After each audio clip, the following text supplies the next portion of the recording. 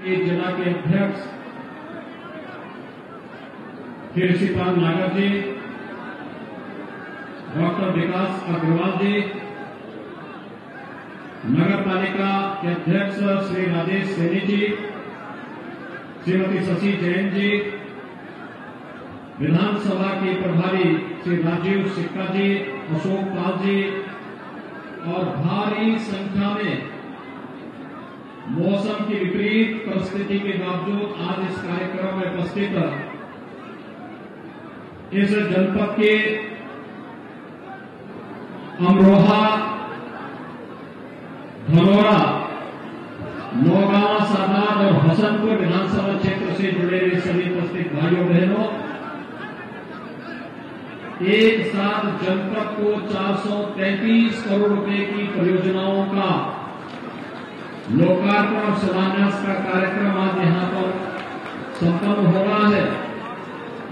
मैं इसके लिए आप सभी मंच पर उपस्थित अपने माननीय विधायक, विधान परिषद के माननीय सदस्य और आप सभी उपस्थित भाइयों बहनों को हृदय से बधाई देता हूं। ये सभी विकास योजनाएं आपके जीवन में सुख और समृद्धि लाए, इसके लिए मैं अपनी शुभकामनाएं भी आप सबके प्रति व्यक्त करता हूं। भाइयों बहनों, विकास के प्रति और बड़ी बड़ी परियोजनाएं हमारे विधानसभा क्षेत्र में, हमारे गांव में, हमारे विकास खंड के अंदर आए। जो ये जलजिला अमरोहा जनपद में, इससे पहले हापुड़ जनपद में, इससे पहले गौतम बुद्ध नगर जनपद में, कल बिजनौर, मुरादाबाद और संभल के अंदर देखने को मिला है, वह अभूतपूर्व है, अभिनंदनीय है। मैं आप सभी का इसके लिए हृदय से अभिनंदन करता हूं, स्वागत करता हूं। वास्तव में ये विकास ही हमारे जीवन में खुशहाली का कारण बनेगा। हम सबको याद रखना होगा कि विकास के प्रोजेक्ट ही सुख और समृद्धि के कारण बनेंगे। विकास की इन परियोजनाओं के माध्यम से ही रोजगार और नौकरी की संभावनाएं आगे बढ़ेंगी। लेकिन विकास तभी संभव है जब भाइयों बहनों अच्छे जनप्रतिनिधि आप चुन करके भेजेंगे। आप देखते होंगे कि धनौरा से, नौगांव, सादात से, हसनपुर से हमारे विधायक मेहनत करते हैं, लगातार प्रयास करते हैं, विकास की एक एक परियोजना को लेकर के चिंता करते हैं।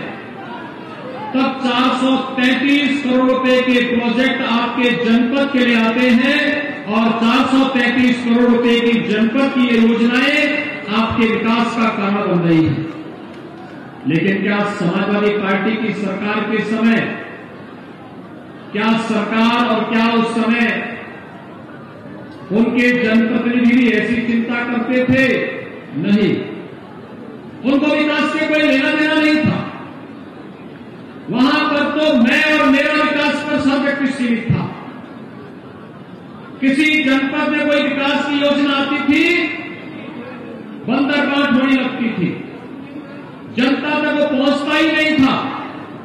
और आज आप देख रहे होंगे 2017 में आपने सरकार बनाई और प्रदेश में प्रधानमंत्री मोदी जी के नेतृत्व में, उनके आशीर्वाद से जब सरकार बनी तो सरकार ने आने के बाद उस मिथक को तोड़ा। पहले कहा जाता था जहां से गड्ढे प्रारंभ हो पता लगा कि उत्तर प्रदेश प्रारंभ हुआ। सायकाल जहां से अंधेरा प्रारंभ हो वहां से उत्तर प्रदेश की सीमा प्रारंभ मानी जाती थी। लेकिन भाइयों बहनों, आज उत्तर प्रदेश ने सारे मिथक तोड़े हैं।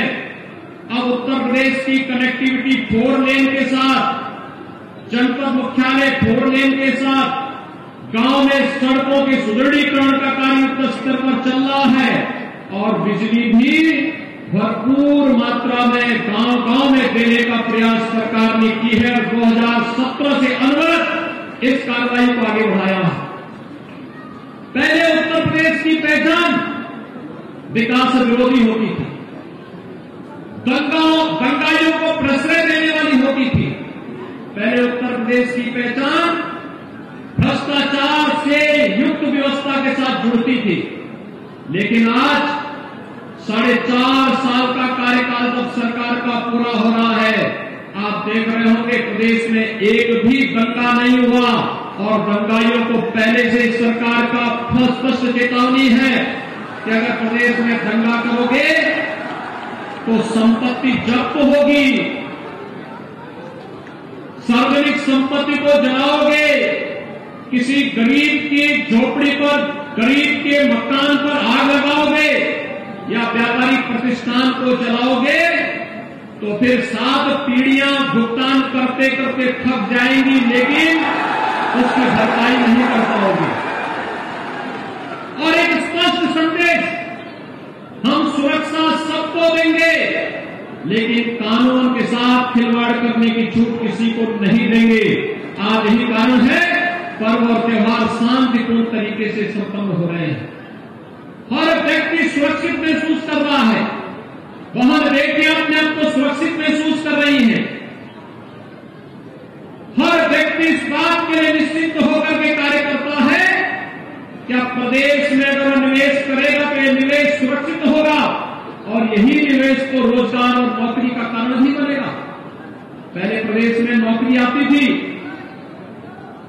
कुछ खानदान ऐसे थे जो वसूली में निकल पड़ते थे, लेकिन भाइयों बहनों किसी भी नौकरी पर कोई प्रश्न नहीं खड़ा कर सकता है।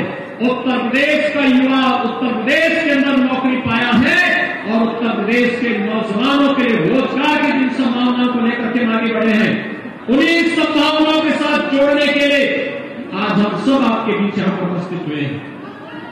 याद करिए 2017 के पहले बहन और बेटियों की सुरक्षा खतरे में पड़ी थी। हर बहुत चिंतित होता था, क्या होगा, कैसे होगा, लेकिन आज आप देख रहे होंगे बहन और बेटियों की सुरक्षा की पुख्ता व्यवस्था करने के साथ ही सरकार ने व्यवस्था की और व्यवस्था प्रारंभ की। खासतौर पर इस बात के लिए वह व्यवस्था प्रारंभ की कि पुलिस में भर्ती होगी तो 20% भर्ती केवल प्रदेश की बेटियों की होगी और आज प्रदेश के अंदर 30,000 महिला आरक्षी बहन और बेटियों की सुरक्षा के साथ मुस्तैदी के साथ कार्य कर रही है। महिला कल्याण, महिला सम्मान और नारी गरिमा की रक्षा के लिए केंद्र और प्रदेश सरकार की योजनाओं को उन तक पहुंचाने का कार्य सफलतापूर्वक किया जा रहा है। कोरोना कालखंड में आपने देखा होगा प्रधानमंत्री मोदी जी के नेतृत्व में पूरा देश जब कोरोना के खिलाफ इस लड़ाई को लड़ा था, विपक्ष के नेता घरों में बैठ करके केवल ट्विटर पर उपदेश दे रहे थे। इनमें कोई भी व्यक्ति सेवा भाव के लिए जनता को बचाने के लिए आगे नहीं आया। तब केवल सरकार थी, प्रशासन था, हेल्थ वर्कर थे, कोरोना वॉरियर्स थे, भारतीय जनता पार्टी का कार्यकर्ता था, लेकिन तब विपक्ष का कहीं अता पता नहीं था। जनधन अकाउंटधारी के खाते में पैसा देना, वृद्धावस्था पेंशन, निराश्रित महिला पेंशन धारकों के खाते में पैसा देना, किसान सम्मान निधि को समय से किसान भाइयों तक पहुंचाना या फिर हर गरीब को फ्री में राशन देने का कार्य हो, यह कार्य अगर किसी ने किया है तो भारतीय जनता पार्टी के नेतृत्व की केंद्र और प्रदेश सरकार ने किया है। भाइयों बहनों, पहले की सरकारें तो इन गरीबों का अन्न भी हड़ा जाती थी, आज सरकार इन गरीबों तक उनका अधिकार दिलाने का कार्य कर रही है और किसी भी लोक कल्याणकारी सरकार को इसी दृष्टि से कार्य करना चाहिए और इसी पर आपका जो कार्यक्रम चल रहा है, मैं तो आज आप सबको धन्यवाद देने के लिए आया हूं। आपने जिला पंचायत अध्यक्ष भारतीय जनता पार्टी के प्रत्याशी को चुनाव जिता करके भेजा। भाइयों बहनों, मैं आपको इस बात के लिए बधाई दूंगा कि कि ब्लॉक प्रमुख भी हमारे कई कार्यकर्ता बने हैं और ये लोग जो जिला पंचायत अध्यक्ष और ब्लॉक प्रमुख बने हैं, शासन की योजनाओं के साथ जोड़ करके विकास की किरण को घर घर तक पहुंचाने का कार्य करेंगे। आपको इस बात के लिए आश्वस्त करने के लिए आज यहां पर आए हैं।